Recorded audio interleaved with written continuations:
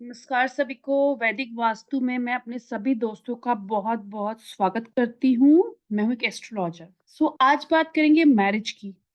क्यों इतने सारे इश्यूज़ आजकल मैरिज में देखे जा रहे हैं? क्या रीज़न है और कैसे एक सिंपल टेक्निक से हम उसे ठीक कर सकते हैं? आज हम उस बारे में बात करेंगे। कुछ बेसिक रेमेडी मैं इसमें बताऊँगी जो हर कोई इर्रेस्पेक्टिव ऑफ देयर चार्ट कर सकता है, जिसके कोई साइड इफेक्ट नहीं है। है ना? सबसे पहली बात, आजकल मैरिज में इश्यू इसलिए आ रहे हैं कि पहले जैसे जॉइंट फैमिलीज़ नहीं, हर कोई न्यूक्लियर रहता है ना? बहुत ज़्यादा समटाइम्स पेरेंट का इंटरफेयर भी है ना? To make their kid too much career oriented, मतलब बच्चों के अंदर वो फीलिंग ही नहीं है किसी के लिए। जब हम जॉइंट फैमिली में रहते थे, तो हम एक-दूसरे की केयर करते थे, एक-दूसरे के लिए फ़ील करते थे। आज हम अलग रहते हैं, तो वो फ़ीलिंग ना कहीं-कहीं अलग होती जा रही है। जैसे हम पढ़ना चाहते हैं बहुत ज़्यादा, या हम बहुत ज़्यादा पैसे कमाना चाहते हैं, हम बहुत ऊँची पोस्ट में जाना चाहते हैं, लेकिन हर चीज़ का एक टाइम होता है। अगर आप टाइम के बाद शादी करेंगे, तो उसी के साथ भी चीज़ें और मैच्योरिटी लेवल भी और एक्सपेक्टेशन बढ़ती जाती है। इसके साथ ही जब आप एक शादी वाले घर में जाते हैं और आपकी मदर इन लॉ आपको कुछ कह देती है, तो आपको बहुत ज़्यादा बुरा लग जाता है। Why you people don't understand कि this mother in law also is like your mom. Sometimes girl की फैमिली बहुत ज़्यादा उसके ससुराल में इंटरफेयर करती है हर चीज़ के लिए। ऐसा करो, ऐसे मत करो, ऐसे करो, ऐसे मत करो, which is also the big factor these days. है ना? कि you are my only child, you can come back to us if you find any issue.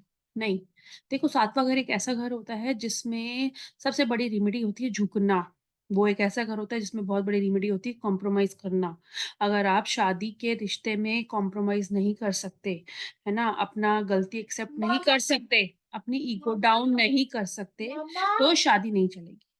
अगर आप मुझे ये बोलो कि मेरा वीनस दूसरे घर में है ना? लेकिन आपकी ईगो बहुत ज़्यादा है, आप किसी को सुनते नहीं हो, आपकी हार्ड स्पीच है ना? तो आपकी शादी नहीं चलेगी। इसके लिए आपको अपना सिर झुकाना ही पड़ेगा। This is the only remedy of marriage. तो मैरिज में जब तक आप अपना सिर नहीं झुकाएँगे, अब तो जब तक आप दूसरे को बोलने का मौका नहीं देंगे, तो शादी की सबसे बड़ी रेमेडी यही है कि सबसे पहले आप एक-दूसरे की बात सुनो, है ना? एक-दूसरे की ईगो को डाउन करो, है ना? राइट टाइम पे मैरिज करो, जो सही है उसे चुनो, है ना? और इतनी जल्दी हैस्टी डिसीजन ना लो। अब मैं बात करूँगी कुछ ऐसे रेमेडीज़ की जो हर कोई कर सकता है। यहाँ मैं कुछ रेमेडी बताऊँगी, जैसे अपने मंगल को अच्छा करो, हमेशा अपनी सास को अपनी मदर के जैसे ही समझो। इसके लिए अपनी सास को हमेशा कुछ मीठा दो। मीठा देने से रिश्ते मीठे होते हैं। नंबर 1, ये सास-बहू के लिए। नंबर 2, जब आपको लगे कि मैरिज में, रिलेशनशिप में अच्छा नहीं चल रहा, तो आप शिव जी की पूजा करें। स्पेशली जाके दोनों मंडे के मंडे ज़रूर जाएँ और शिव जी को दूध ऑफ़र करें और शिव जी की पूजा करें। ये कंपल्सरी है, 43 days you need to do और regular you need to do. Number 3, ज़मीन पे सोइए। पहले भी मैंने बोला है बहुत बार, ज़मीन पे सोइए, ज़मीन पे बेड लगाइए, आप सोइए। जो लोग शादी के बाद, है ना, अपना बेड खुद बनवाते हैं और लड़की वालों से नहीं लेते, तब भी इश्यू देखने को मिलते हैं। तो कोशिश करो, जब आपकी शादी हो रही है, तो जो बेड है, वो लड़की के घर से आए। तो उसको कभी बेचना नहीं है, उसको यूज़ करो अनटिल अनलेस वो खराब ना हो जाए। नंबर 3, श्री यंत्र, जो कि सिल्वर, गोल्ड या कॉपर का बना हो, उसका लॉकेट बनवाइए, ठीक है? उसकी प्राण प्रतिष्ठा करिए, उसकी प्राण प्रतिष्ठा, और ये जो लॉकेट होगा श्री यंत्र का, सिर्फ़ बॉयज़ पहन सकते हैं, गर्ल्स नहीं। इसकी पूजा कर सकती है गर्ल्स। लेकिन उस बॉय को इस श्री यंत्र को लेके लॉकेट के रूप में बनवा के अपनी चेन में पहनना है।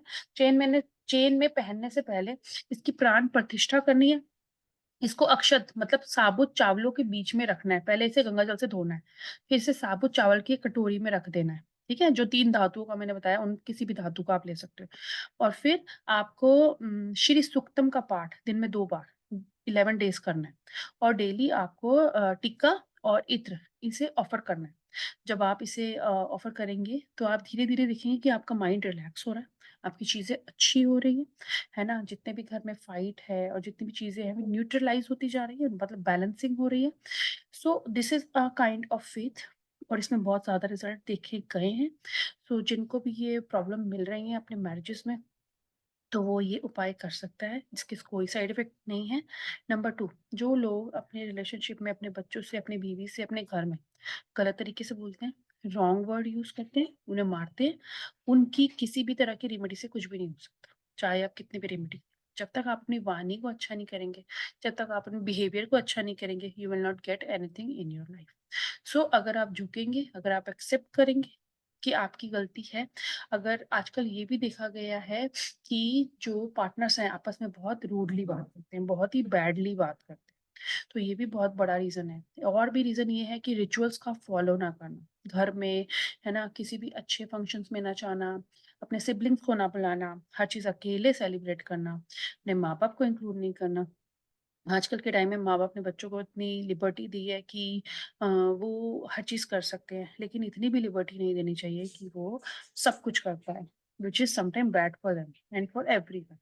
तो these are some simple tips and remedies of astrology जो सब कर सकते हैं, जो सबको ज़रूर करनी चाहिए if they are facing issues in marriage. Number 3, अगर आपको लगता है कि आपके घर में बहुत ज़्यादा नेगेटिविटी है, तो घर के चारों कॉर्नर में एक स्टील की कटोरी या काँच की कटोरी में आप सेंधा नमक में 5 लौंग डाल के रखिए और उसे वीकली सैटरडे के सैटरडे चेंज करिए, तब भी बहुत अच्छे रिज़ल्ट आपको देखने को मिलेंगे। अगर आपको लगता है कि आपको बहुत गुस्सा आ रहा है, तो लाल रंग के कपड़े और लाल रंग की बेडशीट को हटा दीजिए और सिल्वर गिलास में पानी पीजिए और डेली लड़का-लड़की अपनी माँ और फादर के पैर छूइए। इससे बड़ी रेमेडी कोई नहीं।